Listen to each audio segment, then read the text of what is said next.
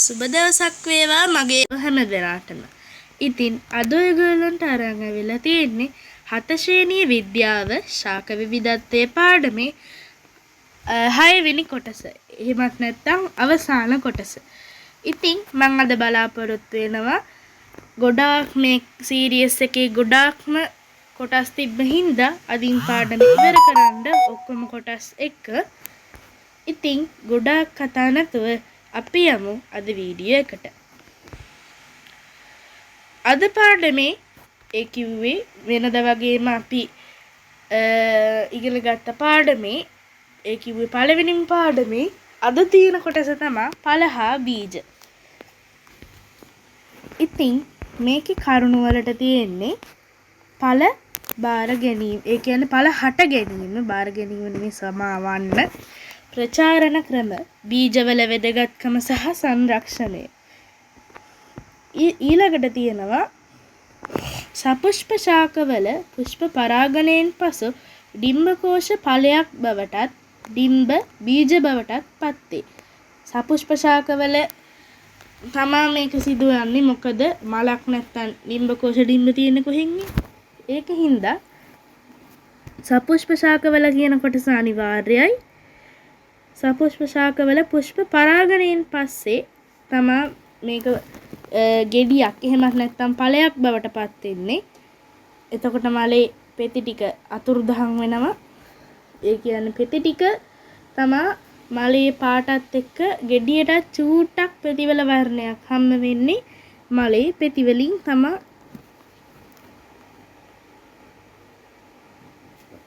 ඊට පස්සේ මව් ශාකයක හැම විටම මව් ශාකයෙන් ඈතට ඵල හා බීජ යොමු කරයි.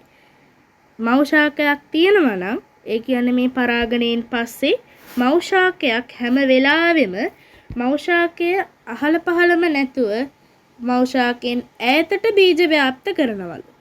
ඒ සඳහා විවිධ ක්‍රම උපයෝගී කරගනි. මේ ටික නම් 5 වසරේ 4 3 වසරේ 6 වසරේ උනත් තියෙනවා පරිසරය වලට උනත්.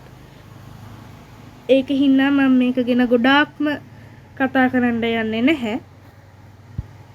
හැබැයි අපි මේකේ ප්‍රධාන ක්‍රම ටික කතා කරමු. ඊළඟට තියෙනවා සුළඟ, ජලය, සතුන් හා ස්ෆෝටන යාන්ත්‍රණ ඵල හා බීජ ව්‍යාප්ත කිරීමට එලෙස යොදා ගනී. මෙම එක් ක්‍රමයට ගැලපෙන ලෙස ඵල හා බීජ අනුවර්තනය වී ඇත. ඒ කිව්වේ සුළඟ, ජලය, සතුන් හා ස්ෆෝටන යාන්ත්‍රණ. ස්ෆෝටන යාන්ත්‍රණ කියන්නේ යන්ත්‍රයක් වගේ එක සැරේටම දබොක් ගාලා පිපිරෙන්නේ නැතුව ඒ ගෙඩිය ඇතුලේ තියෙන පෝෂක එහෙමත් නැත්නම් ඒකේ ස්කන්ධය දරා ගන්න බැරි වුණාම පිපිරෙනවා නම් ස්ෆෝටනය වෙනවා නම් තමයි ස්ෆෝටන යාන්ත්‍රණ කියන්නේ.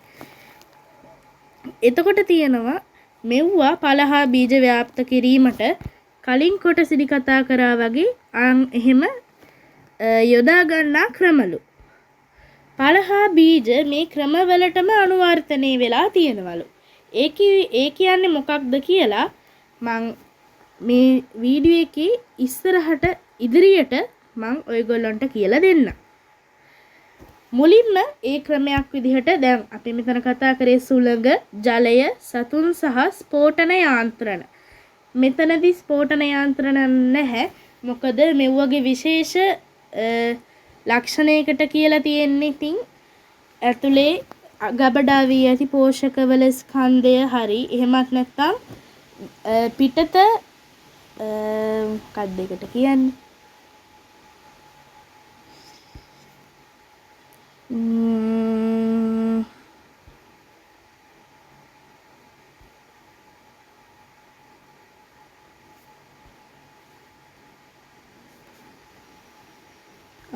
පිටත මාංශල සහිත කොටස.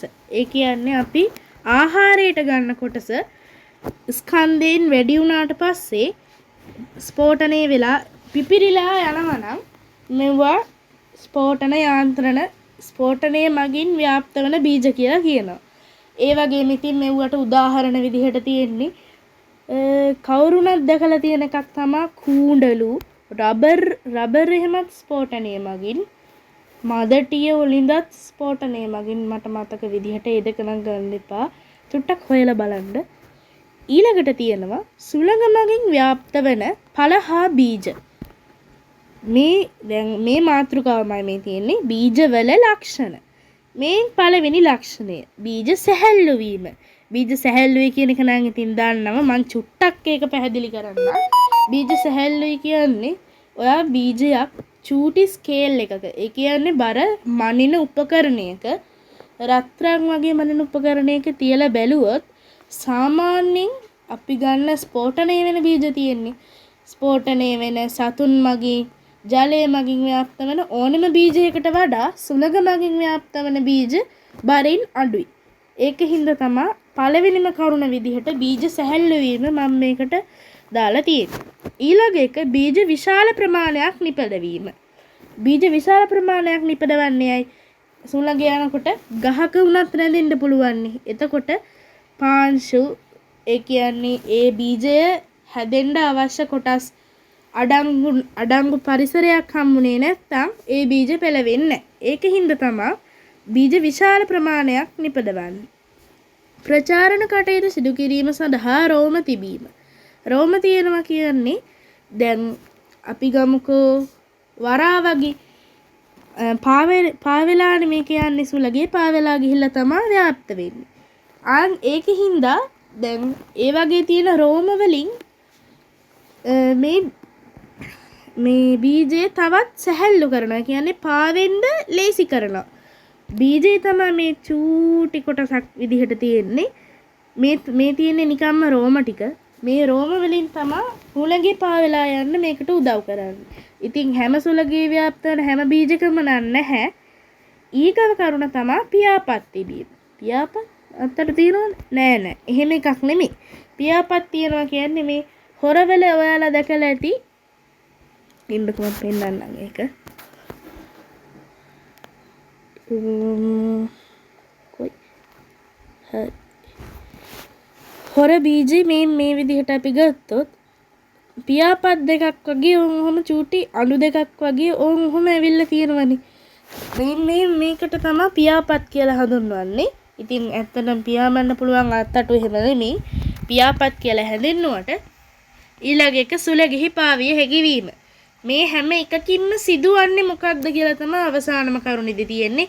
ඒ කියන්නේ බීජ සැහැල්ලු වීමෙන්, බීජ විශාල ප්‍රමාණයක් නිපදවීමෙන්, ප්‍රචාරණ කටයුතු සිදු කිරීම සඳහා රෝම තිබීමෙන්, පියාපත් තිබීමෙන් මේ හැම එකකින්ම සිද්ධ වෙන්නේ සුළගේ පාවෙන්න ලේසි වෙනවා. එහෙමත් නැත්නම් සුළගේ පාවෙන්න මේ බීජයට අවශ්‍යම කොටස් තමයි මේකේ මුල් කරුණු 4 විදිහට මම දාලා තියෙන්නේ.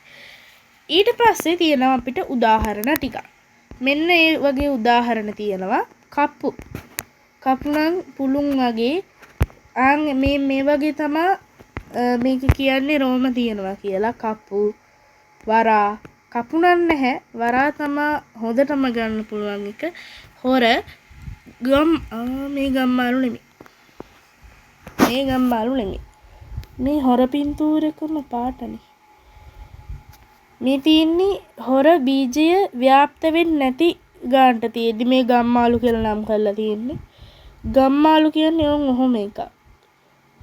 මැද්දේ තියෙන චූටි ඩොට් එකක් වගේ එකක්. ඊට පස්සේ ඒක ඔහොම ගිහිල්ලා ඔය වගේ එකක්.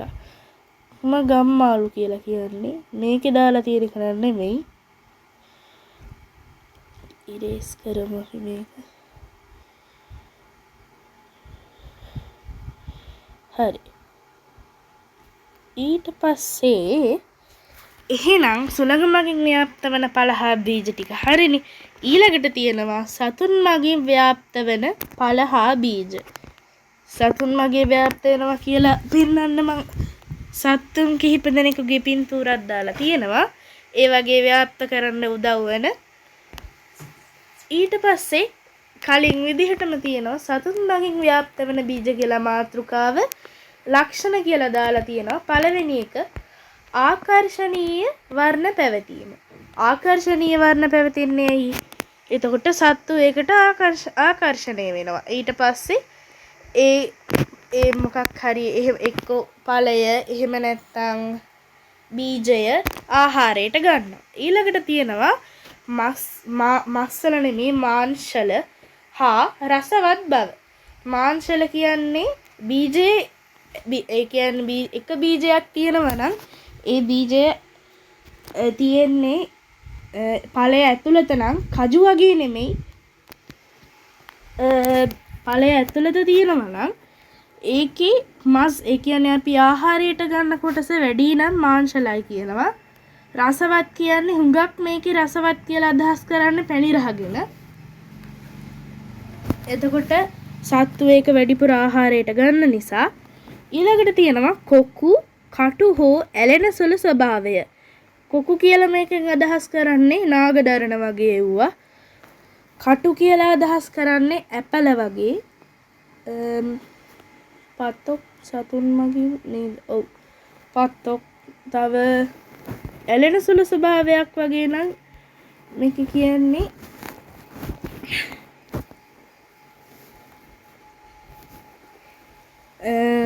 ඇලෙන සුළු ස්වභාවයක් ගැන නම් මේක කියන්නේ තුත්තිරි වගේ වගෙන. ඊට පස්සේ තියෙනවා දිරවීමට අපහසු බීජාවරණ. ඒ කියන්නේ බීජාවරණය දිරවන්න අපහසුයි නම් මොකද්ද කරන්නේ? මේකේ තියෙන බීජය ඔහේ දාලා යනවා. බීජය ආහාරයට ගන්න යන්නේ නැහැ. වටේ තියෙන මාංශල කොටස විතරක් ආහාරයට ගන්නවා. ඒක හින්දා දිරවීමට අපහසු බීජාවරණ කියලා එතනදී අදහස් කරන්නේ ඒක. ඊළඟට තියෙන්නේ සුවඳවත් බව. දැන් පුෂ්ප පරාගණය කරද්දී රාත්‍රී කාලයේ පිපෙන මල්වල ලක්ෂණ වලක් තියෙනවනේ. සුවඳවත් බව, රාත්‍රී කාලයේදී සැරිසරන කුරුමිනියෝ වගේ සත්තුන්ට පැහැදිලිව පේන්න ඕනේ හින්දා වර්ණයේ සුදු කහවලට හුරු වර්ණයක් වීම. ඒ වගේ මේ සතුන් මගින් ව්‍යාප්ත වන බීජවලත් සුවඳවත් බව ඒ වගේම දෙයකට තමයි ගන්න. ඒ කියන්නේ සුවඳවත් බවින් මේ ආකර්ශනීය වර්ණ වගේම සුවඳ ආකර්ශනීය වුණාට පස්සේ කොහොමත් කාලා බලන්න හිතනවා. ඉතින් අපිට උනා ඊළඟට උදාහරණ විදිහට මේකේ තියෙනවා අඹ, පේර, ගස් ලැබු, මිරිස්, ඇපල් මේ ඇපල කියන්නේ මේක නෙමෙයි මේ ඇපල්නේ. ඉන්න මං ඇපල ගෙඩියක් ඇදලා පෙන්නන්නම්. මේ මෙහෙම එකක් ඇපල කියන්නේ තියෙන රවුමක්. ඊට පස්සේ ඒකේ තනිකර කටු ගොඩක් තියෙන කටු මිලියනයක් විතර කටු ගොඩ තියෙන. ඕක ඉතින් අතේ එහෙම වුණොත් sorry.com. ඒක හින්දා කැලේ එහෙම යනවා නම් ඇපල ගෙඩි තියෙද කියලා බලන්න. ඊළඟට තියෙනවා ජලය මගින් ව්‍යාප්ත වෙන භෝග හා බීජ. මෙතනදී භෝග කියලා තියෙන්නේ ඵලයක් නෙමෙයි භෝගයක් වෙන ඒවත් ජලය මගින් ව්‍යාප්ත වෙනවනේ. ඵලයක් විදිහටම ගන්න බෑ ඉතින් පොල් පුවක් වගේ ඒවා. එතකොට මේ තියෙන්නේ ජලය මගින් ව්‍යාප්ත වන ඵල හා බීජවල ලක්ෂණ. ජලය මත පාවිය හැකිවීම. ජලය මත පාවෙලා ගිහිල්ලා මොකක් හරි වෙන ස්ථානයකදී පැලවෙන්නත් පුළුවන්.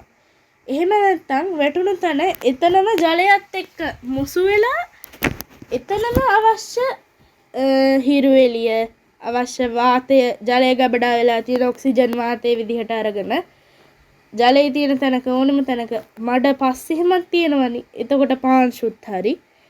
එතකොට එතනම උනත් පැලවෙනෙව්වක් තියෙනවා. වාතයේ පිරුණු කුටීර හෝ පටක පැවතීම. වාතයේ පිරුණු කුටීර හෝ පටක පැවතින එකෙන් වෙන්නේ ජලය මත පාවෙන එක. ඇයි ඇතුලේ ගොඩාක් වාතය තියෙනවා නම් වාතය සැහැල්ලුයිනේ. ඒකින් හින්දා පාවෙන්න පුළුවන්. දැන් උදාහරණයක් විදිහට අපි නිකන් බර්ත්ඩේ බැලුන් නැතුව නිකන් චූටි බැලුම් බෝලයක් අරගත්තොත් සමහර වෙලාවට දැන් සමහර වතුරවල දැන් ගොඩාක් ගැඹුරු නැතුව සාමාන්‍ය ප්‍රමාණයකට තියෙන වතුරවල මේක ගිලිනවා. ගොඩක් වතුර තියෙදි ගිලෙන්නේ නැත්නම් අභ්‍යන්තර පීඩනය වැඩි.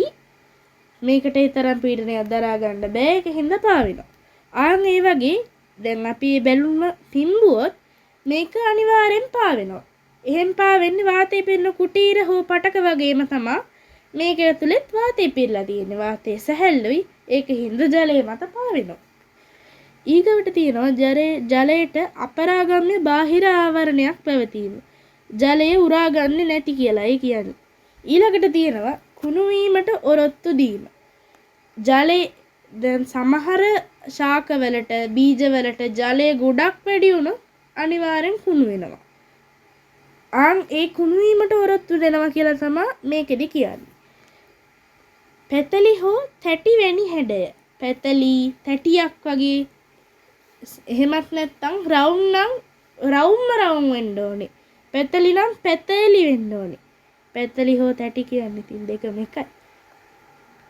ඒක තමයි තියෙන්නේ. ඊළඟට තියෙනවා මේ තියෙන්නේ උදාහරණ පොල්, නෙළුම්, කඩොලාන. කඩොලාන නම් මේ චූටි කූර වගේ එක තමයි ජලයට වැටිලා එතනම පැලවෙනවා. ඒ කියන්නේ මේකේ උල් ස්වභාවය නිසා කෙලින්ම පසට තද වෙනවා. ඒ පස බුරුල්ලි ජලය සහිත ප්‍රදේශවල කෙලින්ම පසට තද වෙලා ටික කාලයක් යද්දී කඩොලාන තවත් පැලයක් පැලවෙනවා. ඊට පස්සේ නෙළුම් වල නම් නෙළුම් බට්ට තමයි.